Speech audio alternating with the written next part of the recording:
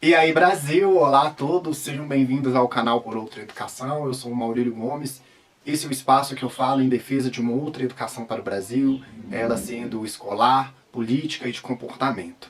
Antes de falar sobre o vídeo de hoje, eu quero desejar a você que está me assistindo um feliz ano novo, um 2021 completamente diferente, que mesmo sobre esse esvaziamento político que a gente vive por conta do presidente Bolsonaro, né?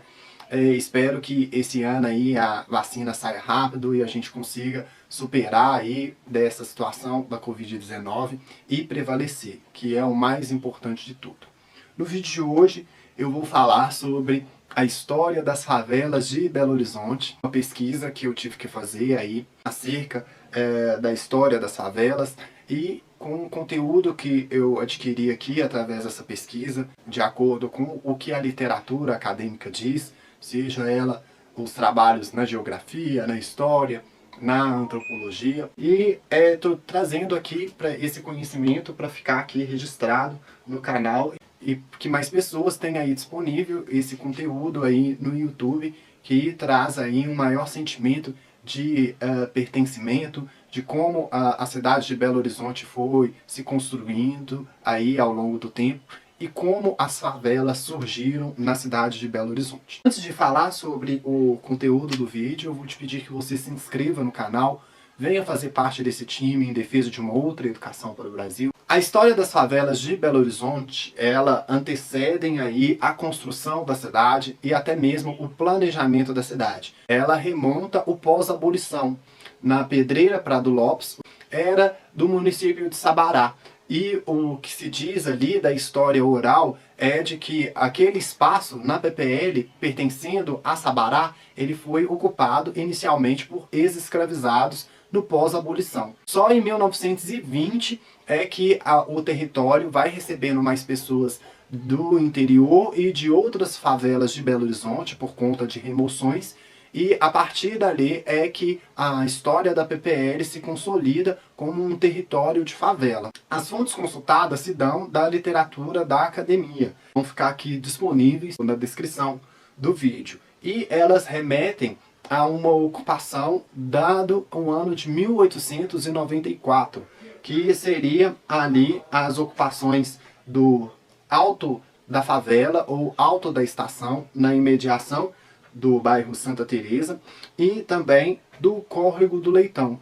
Ali, juntando essas duas comunidades, a gente tinha aproximadamente 3.000 moradores já no ano de 1894.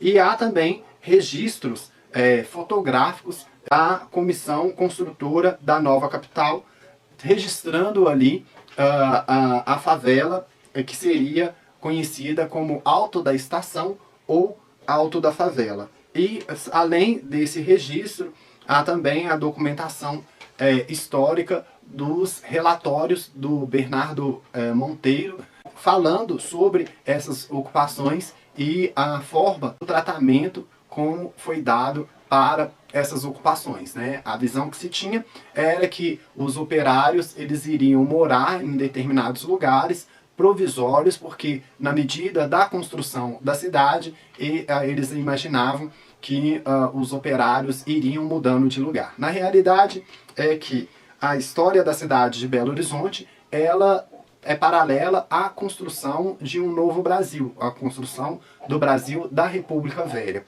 E a gente também deve relembrar que a República Velha, ela nasceu aí da vingança dos escravocratas, do significado de perdas econômicas da abolição da escravatura.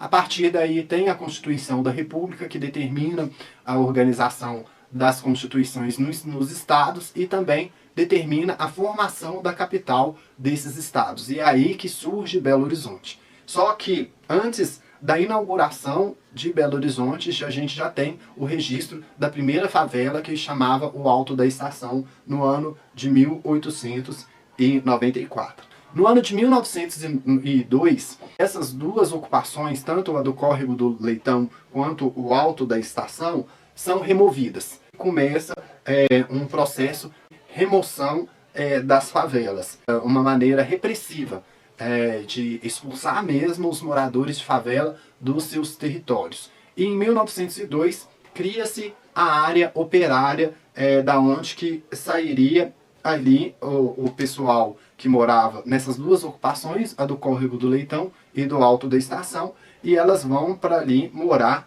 na área operária, como o primeiro espaço que o poder público destinou para os operários morarem.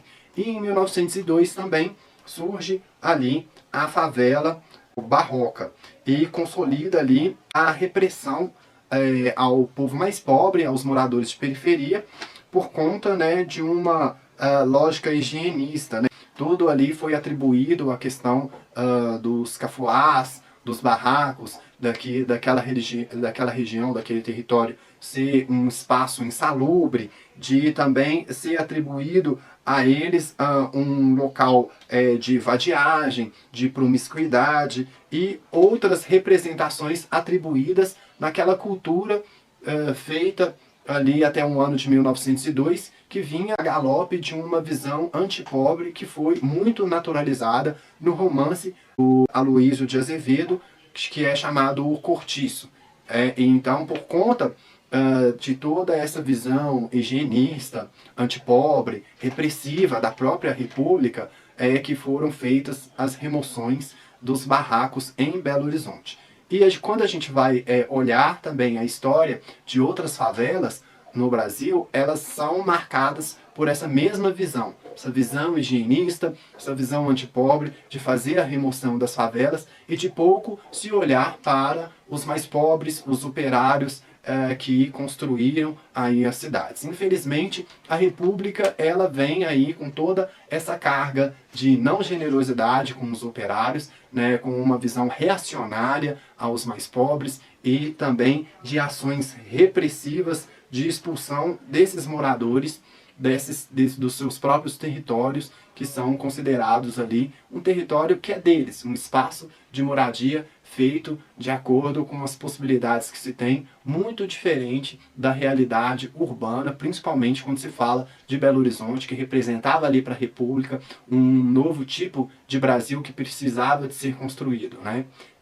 Também tendo em vista que Belo Horizonte representava, do ponto de vista urbano e arquitetônico, vamos dizer, uma novidade, né? Uma revolução do ponto de vista arquitetônico, quando se compara, né, com São Paulo, com o Rio de Janeiro. Aqui a inspiração foi muito nas metrópoles europeias, na França, na Espanha, por a gente ter aí vias largas, abertas, arborizadas, e Belo Horizonte representava esse novo frescor para a velha República.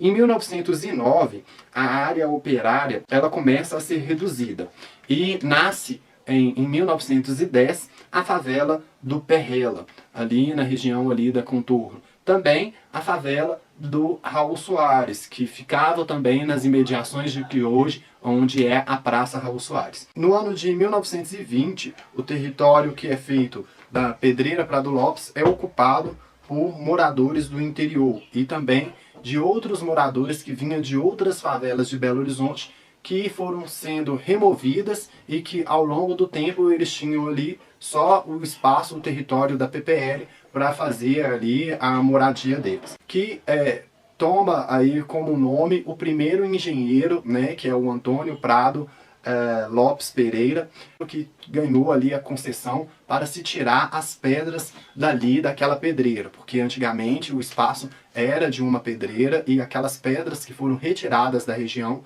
serviram para fazer a construção da cidade. Assim também como o Morro das Pedras. O Morro das Pedras funcionava uma pedreira e dessa pedreira é que foi retirada as pedras para fazer a construção da cidade. Em 1922 surge aí os Morro das Pedras, já na região oeste. E ele vinha aí também com o mesmo esquema de moradores vindos do interior que vinham para a cidade com o apelo do emprego, de uma cidade nova que era construída pela expansão da cidade e também foi ocupada por outros moradores de outras favelas de Belo Horizonte que com as remoções são expulsos. E no ano de 1927 nasce aí essa visão depreciativa das crianças de favela. e são consideradas elas como menores abandonados e delinquentes. Tudo isso aderindo aí já uma ideia de periculosidade dos territórios de favela. Então essa visão depreciativa, ela vem aí antes do golpe do Estado Novo, do Getúlio Vargas, o que só vai vir fazer a piorar toda essa situação que já viviam os moradores de favelas de Belo Horizonte, já acostumados com a expulsão, já acostumados aí com a repressão que significou a República Velha. No ano de 1930 vem o golpe de Estado do Getúlio Vargas e o que acaba acontecendo com mais deslocamentos de favelas, de territórios de favelas, mais remoções, mais repressão, uma visão ali de que a favela era um objeto policial. O território de favela era um espaço da criminalidade.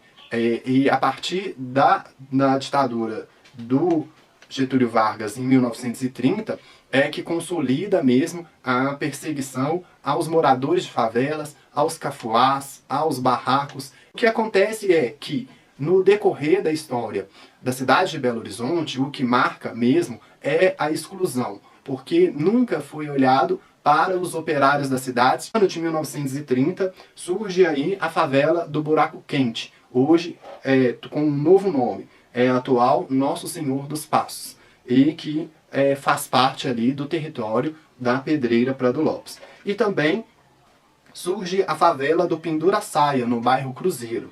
No ano de 1935, surge uma outra favela em uma outra pedreira, a Pedreira do Acabamundo, que fica ali na região ali do Sion com Mangabeiras. Foi uma outra pedreira onde que pedras dali foram retiradas para ajudar na construção da cidade.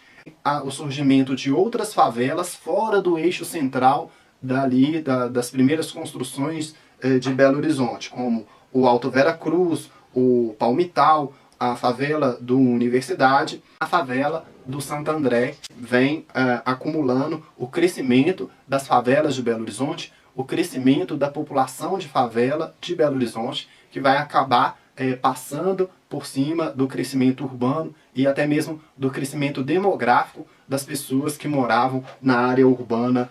No ano de 1941, a favela da Cabana do Pai Tomás, na região oeste. E em 1942 surge a favela dos Marmiteiros, talvez ali uma favela ali que vai dar origem à primeira unidade de defesa coletiva. E o movimento de favela surge ali na favela dos Marmiteiros. Nesse mesmo ano, o Morro do Querosene. No ano de 1942, vem a primeira vila do aglomerado da Serra, que é a Vila Pombal, que é o meu aglomerado. E no ano de 1945, a favela Edgar Werneck. No ano de 1948, continua ainda mais remoções, mais repressão com o povo de favela. Há um despejo coletivo na favela, na Vila dos Marmiteiros. E é aí que nasce o primeiro movimento de favela de Belo Horizonte. E o que se chamaria bem depois de Unidade de Defesa Coletiva. E nesse mesmo ano, ano de 1948, é que vai surgir a vila onde que eu moro, a Vila Nossa Senhora Aparecida. No ano de 1950, Buraco do Peru. E as favelas, vai se tornando maiores, vai crescendo, despontando aí o crescimento do restante da cidade. Em 1954, surge a Federação dos Trabalhadores Favelados, a primeira organização de defesa coletiva dos moradores de favela. E aí que a situação das favelas começam a tomar outro rumo. Aí é que os moradores de favela passam a conversar mais com o setor público e ajudar na organização urbana dessas favelas. No ano de 1955, o Departamento de Bairros Populares da Prefeitura de Belo Horizonte, já um ano depois da federação. E é nesse mesmo ano que se realiza o primeiro levantamento de favelas e o primeiro cadastramento. Um segundo levantamento aconteceu no ano de 1958 e o terceiro no ano de 1963, o mesmo ano em que há um Seminário Nacional de Habitação e Reforma Urbana no país. Em 1964, vem o golpe militar e o recrudescimento de toda a repressão, de toda a violência com a população de favela no Brasil como um todo. As favelas tornam-se objeto de ação policial por todo o Brasil e aumenta ainda mais a repressão em função já de toda uma cultura depreciativa que vem do pós-abolição para cá. E também a reboque de uma visão eugenista. Foi muito propalada aí depois da ditadura do Getúlio Vargas. E aí vem aquela preocupação, né, do Pedro Aleixo com o guarda da esquina que sobe na favela e toca o terror.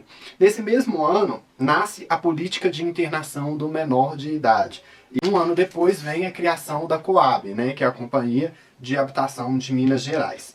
Em 1967, nasce ali o primeiro conjunto habitacional de Belo Horizonte, que é o do Vale do Jatobá.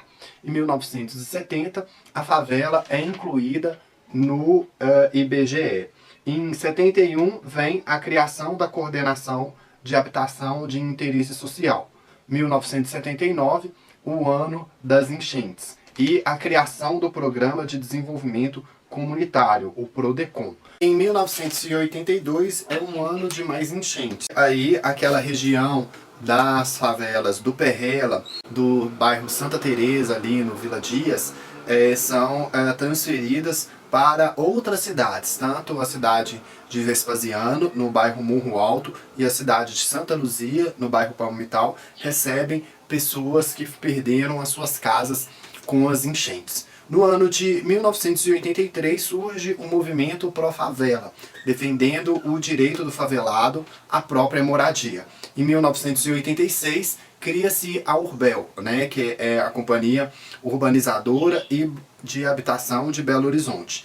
E nesse mesmo ano a Vila Semig, que é a primeira favela a receber, né, a ser distribuída o título de propriedade. Com isso, o processo de reabertura política, né, da construção e da consolidação dos movimentos de favela, a criação das associações comunitárias e o processo de esfacelamento dessas mesmas associações, porque elas acabam virando máquinas políticas expostas a jogos de interesse, à corrupção e de entraves de projetos.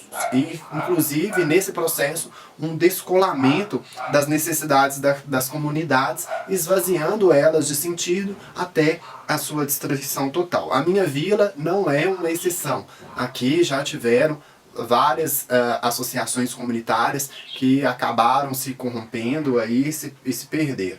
Em 1988, a reativação do PRODECOM. Em 1993, um diagnóstico da situação de risco geológico na cidade e a criação das iniciativas de favela. Aí surge a Agência de Iniciativa Cidadã, surgem outras iniciativas como logo após isso a CUFA e outras representações de favela.